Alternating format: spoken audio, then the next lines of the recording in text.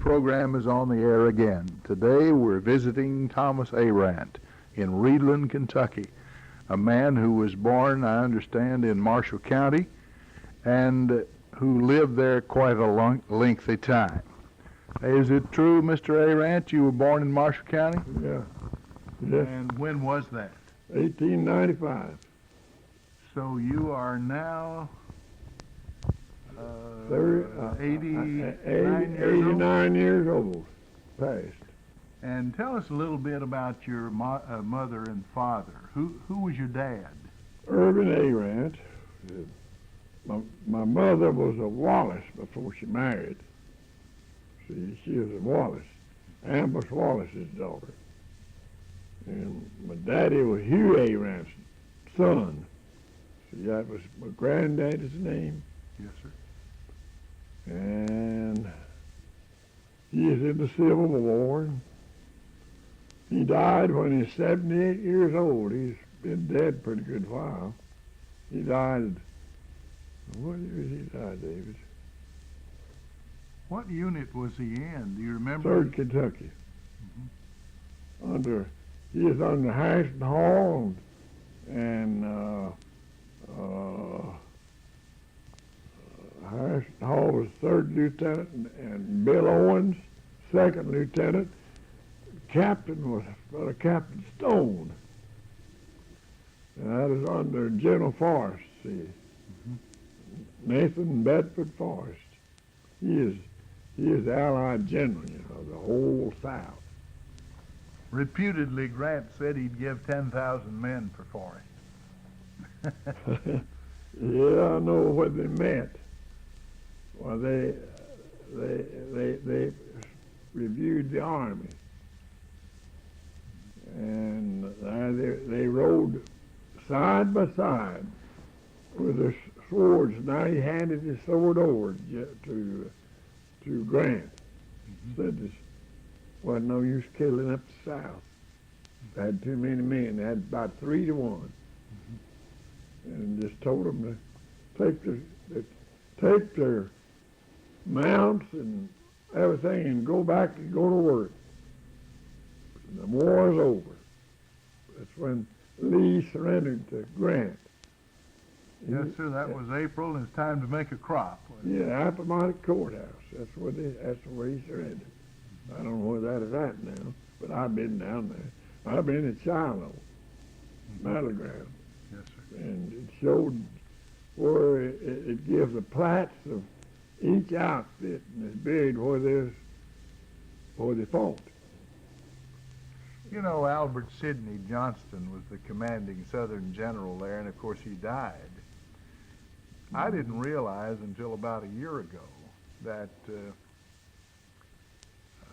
his descendants live here in Marshall County.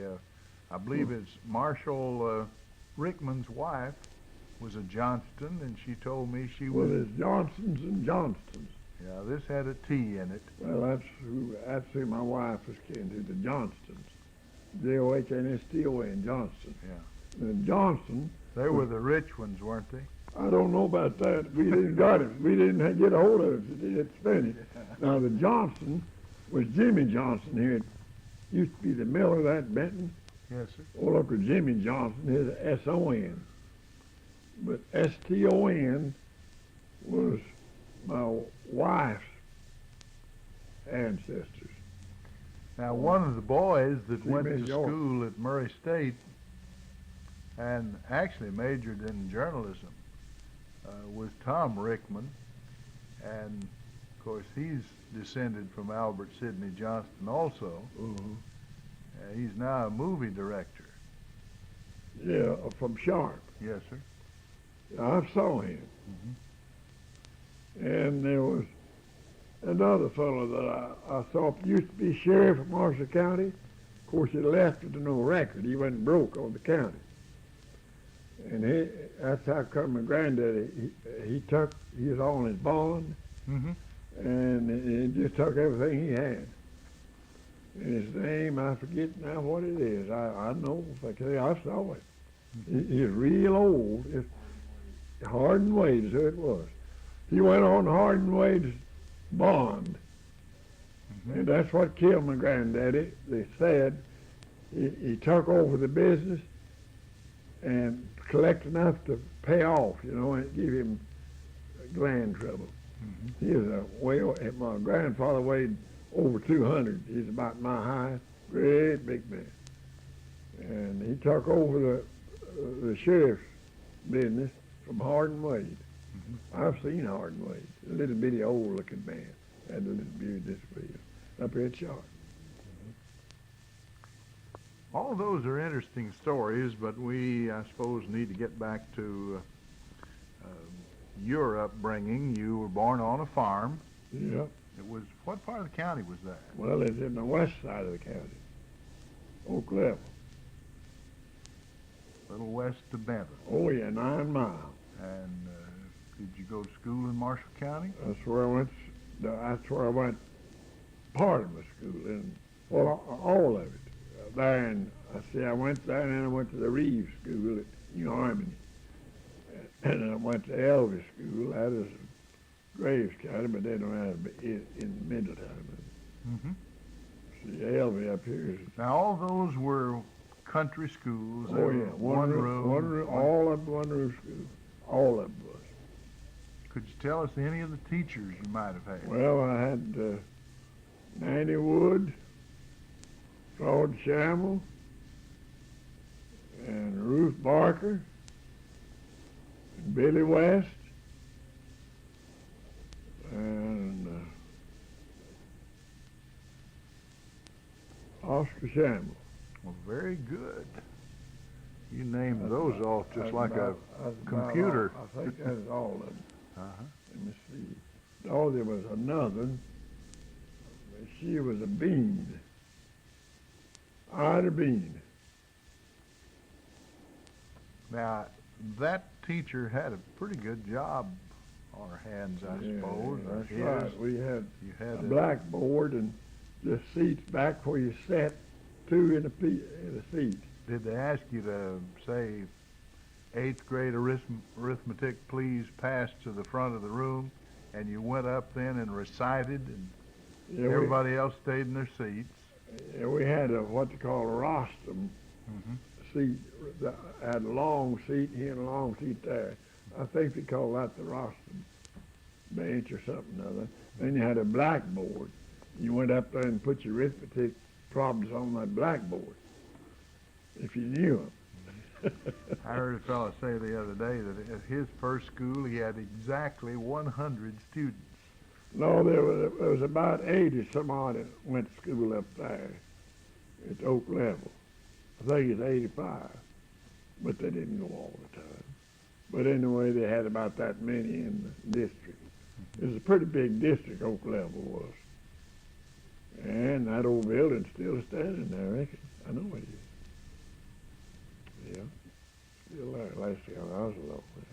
Our teachers today with one class would likely think 80 Whew. would be an overload. There was from the primer clone to the what they call advanced books, see. Well, did you ride the school bus or how? Oh, I walked. Walked to school, there and back. It'd be about, sometime it'd be a mile and a half a mile, and then I went to the Reeves School, wasn't very far. Then I went to Elvis School, too. It was about a mile. No, you furnish your own transportation. No school buses, wasn't any. What about the lunchroom? Was it? You carried your lunch.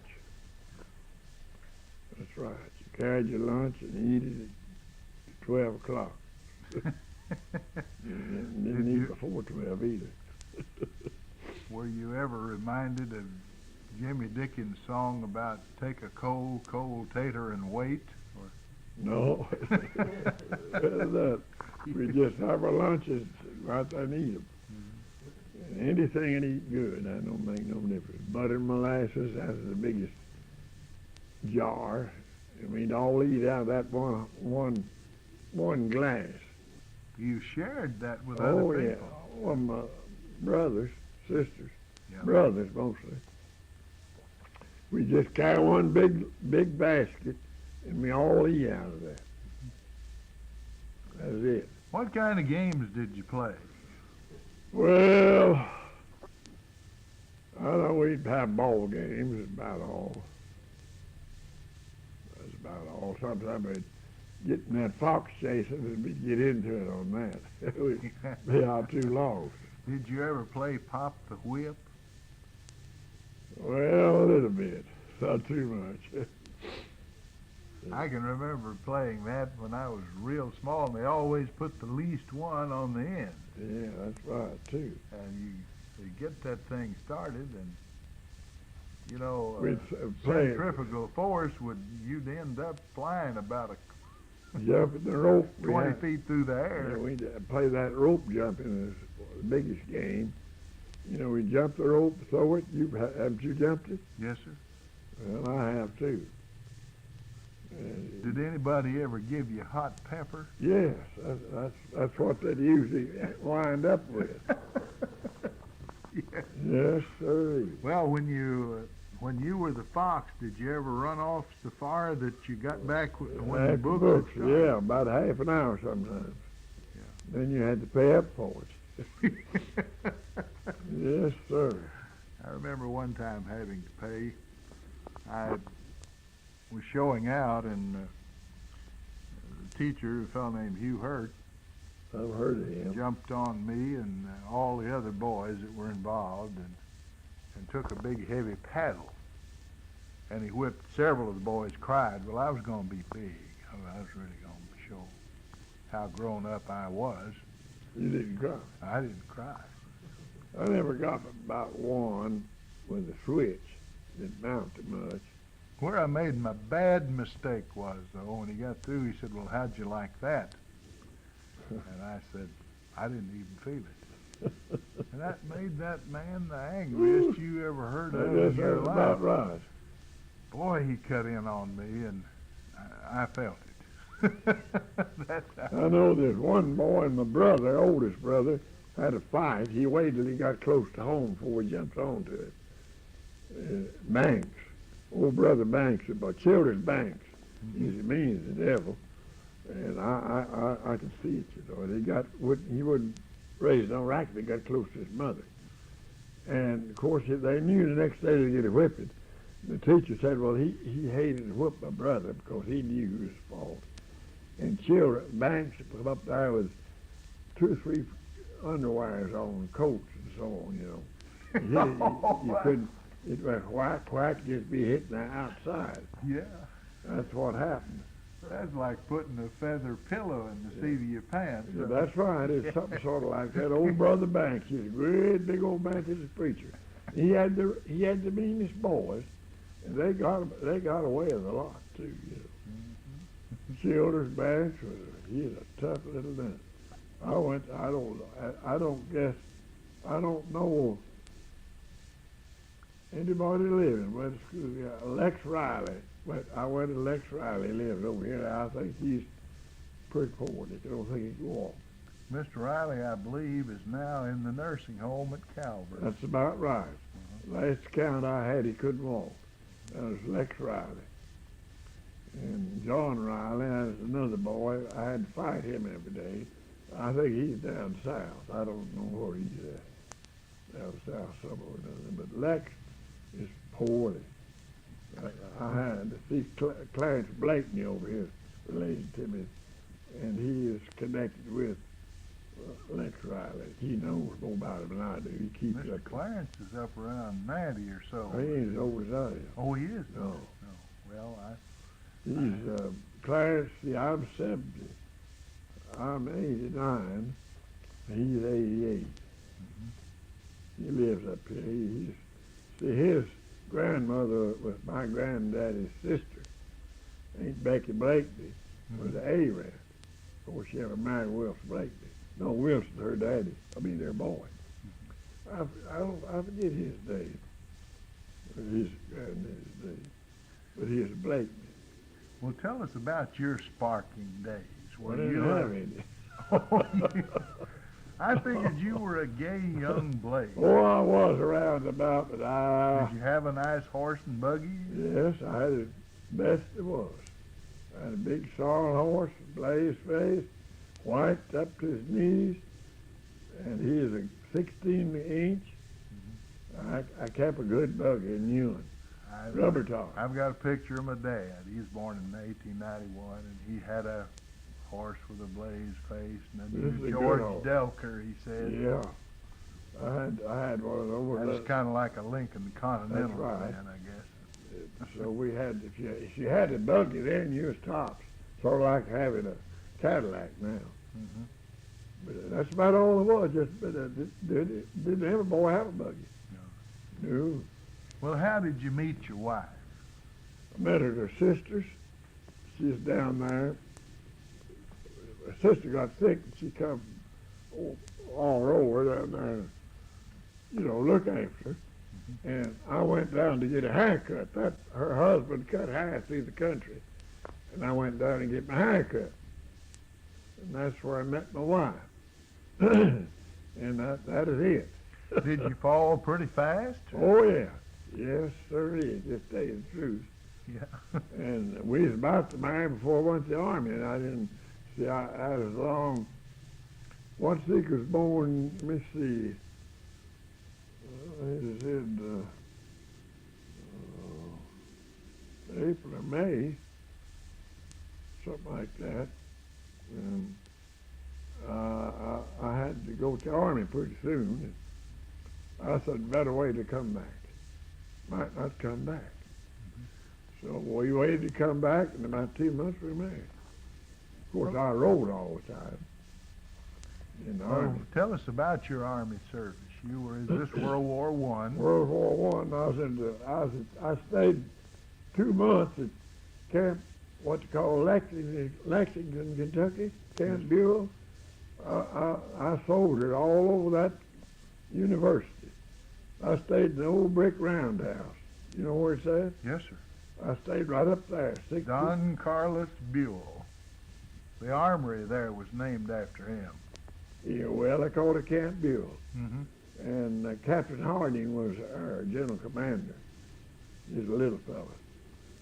And I stayed there 60 days, and I went from there to Fort Kaiser, North Carolina.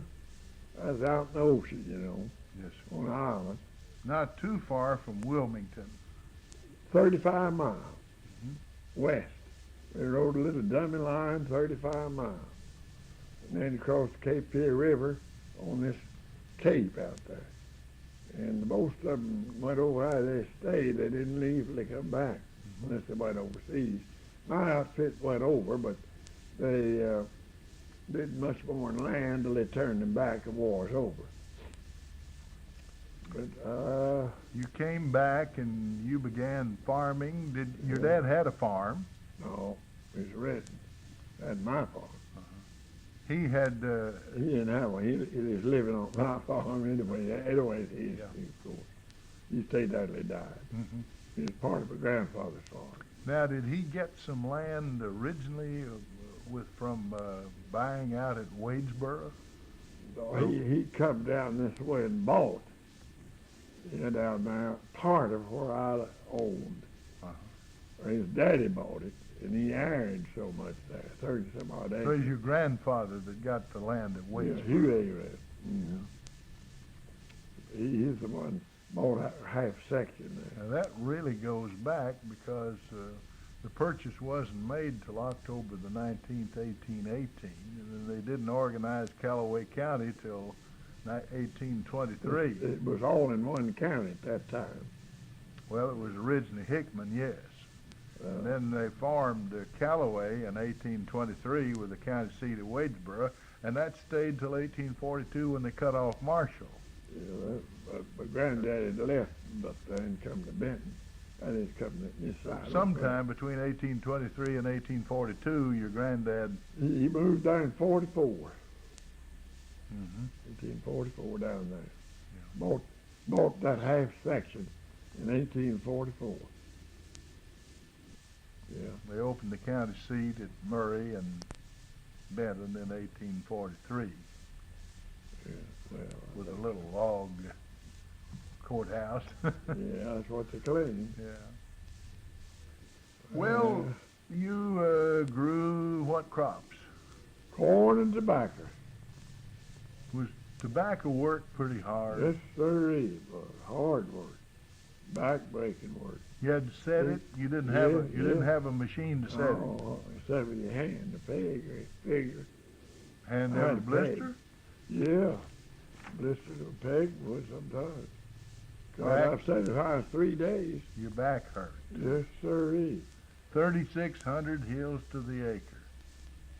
You plowed it both yeah, ways. Yeah, that's right. You checked it. Yeah, I think that's 3,500. 3,500. And then you had to worm it. Yeah, you warmed it, suckered it, to ground up twice.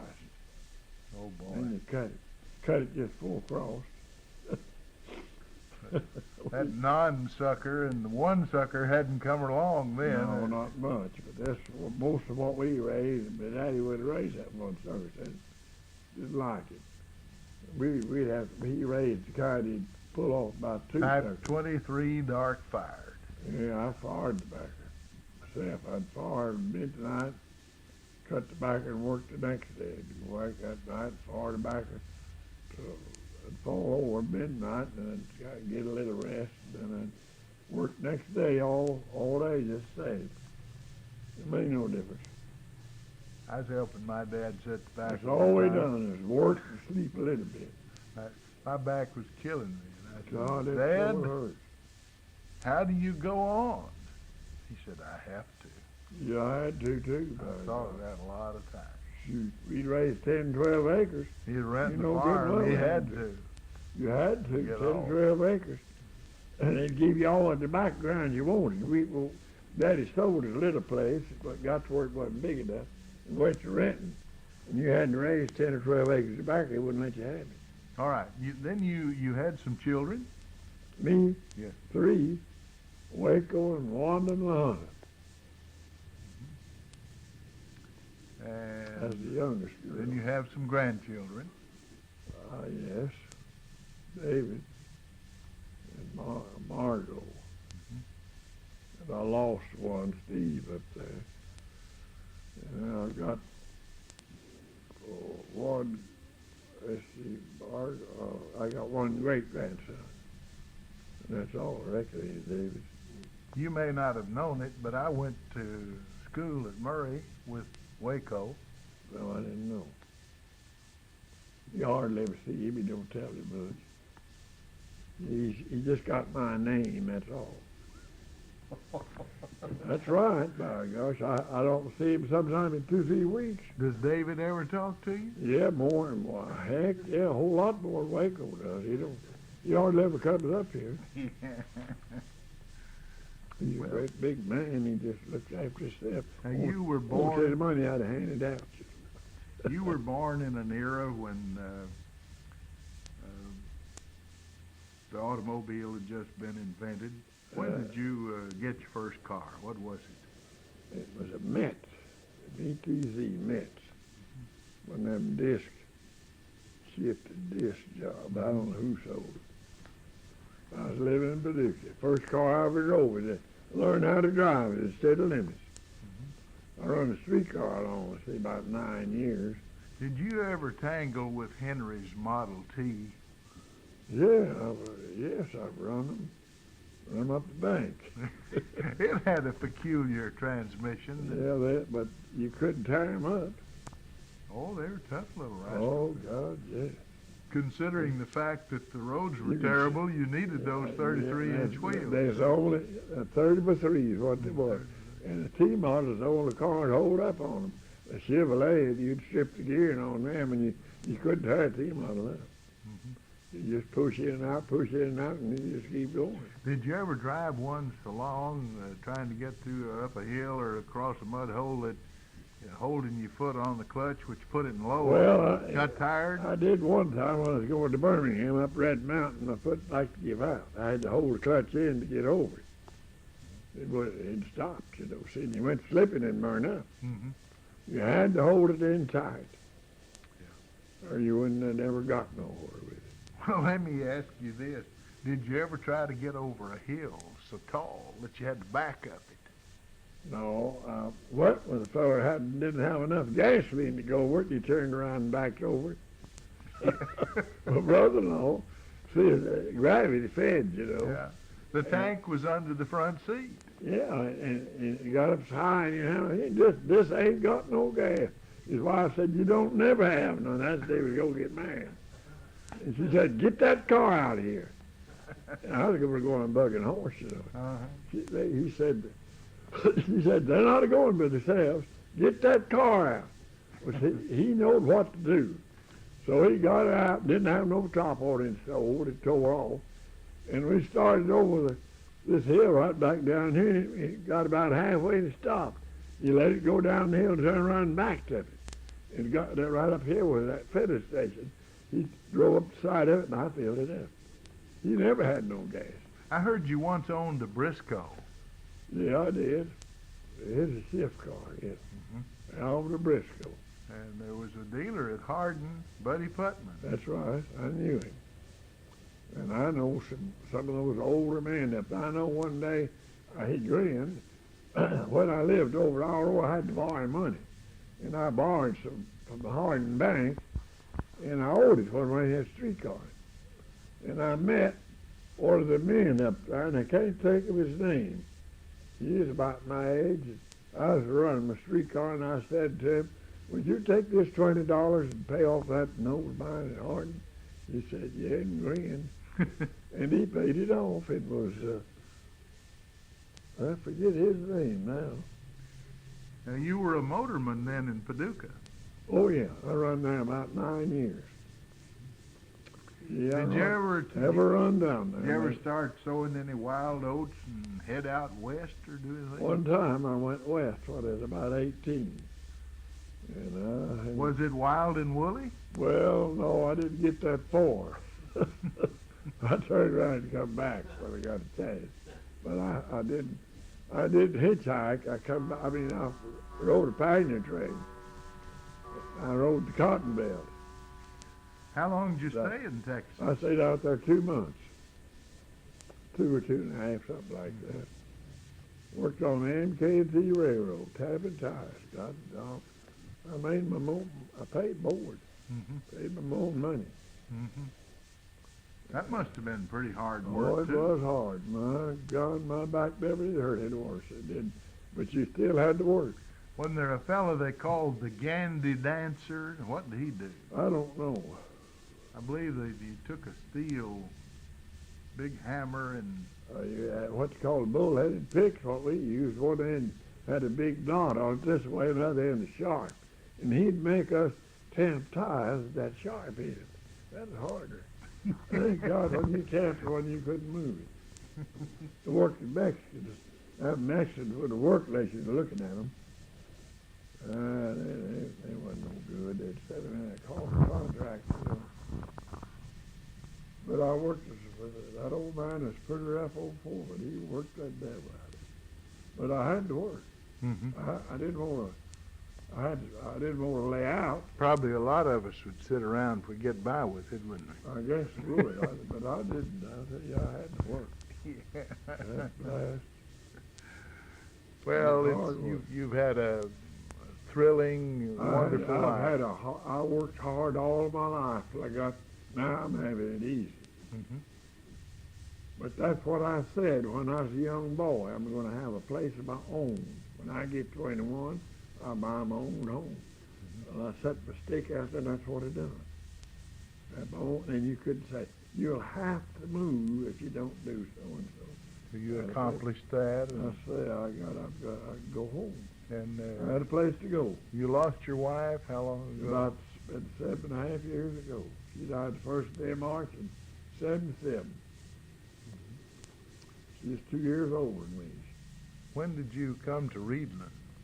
I come down here in 44. Bought this place here in 44. Well, you're not very far from Marshall County right now, are you? No, not very far. Well, I certainly thank you, Thomas Arant, for Well, talking with us, and it's been a real pleasure Get visiting much in the out of home. it, but anyway, I've had it pretty rough. I've enjoyed it, But I'm happy. and I'm sure our audience will. I'm doing it to please them, kind of. But I get awful lonesome. That's the only thing I worry about. I don't worry about a thing in the world on my health, being by myself. The ones that I could marry, I wouldn't have. The ones I'd want, I can't get. That's a good note to stop on. This is Ray Mofield. We return you to our studios in Benton.